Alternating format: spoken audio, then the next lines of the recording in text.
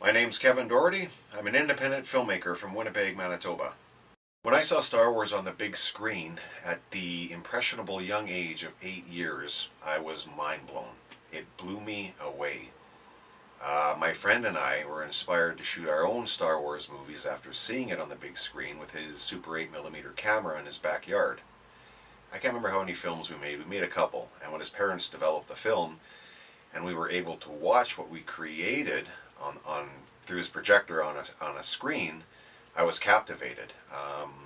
I wanted to do more than Star Wars movies. I wanted to make my own movies, and my quest to acquire a Super 8mm camera began then when I was 8, and I managed to acquire one for graduating in grade 9. I got my own Super 8mm camera and kind of went crazy after that.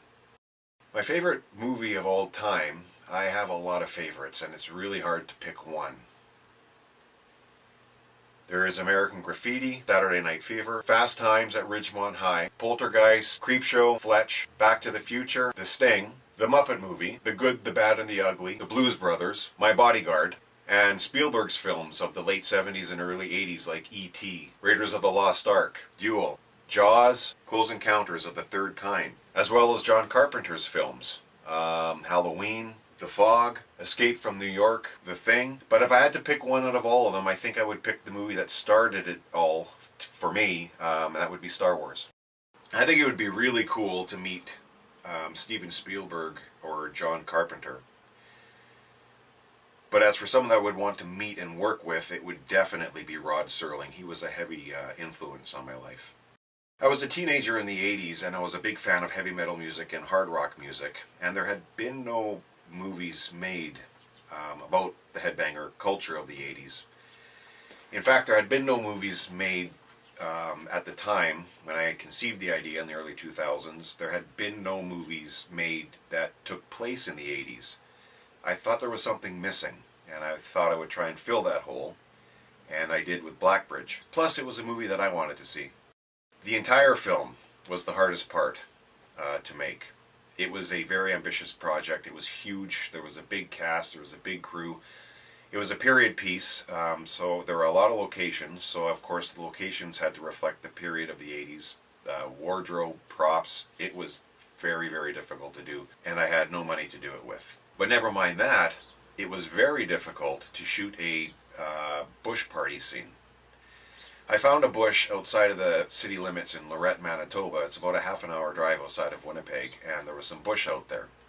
Now, I needed tons of extras and my large cast to go out there and recreate a bush party. You know how hard that is to do when you have no money and you have no craft services available to convince a bunch of people to drive out of the city on a weekend for nothing to be in my film? You know how harder it is to do that every time you went out there to shoot in Lorette, we did it in about 5 to 7 nights, that it rained almost every single night?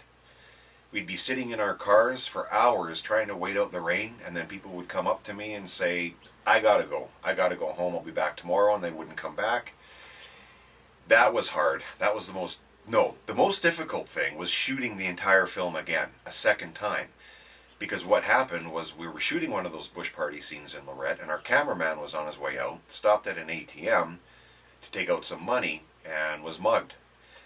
The thieves made away with his backpack, which contained all of our master footage that we had shot up to that point, which was 2/3 of the film. The bush party scene was one of the last scenes we had to shoot.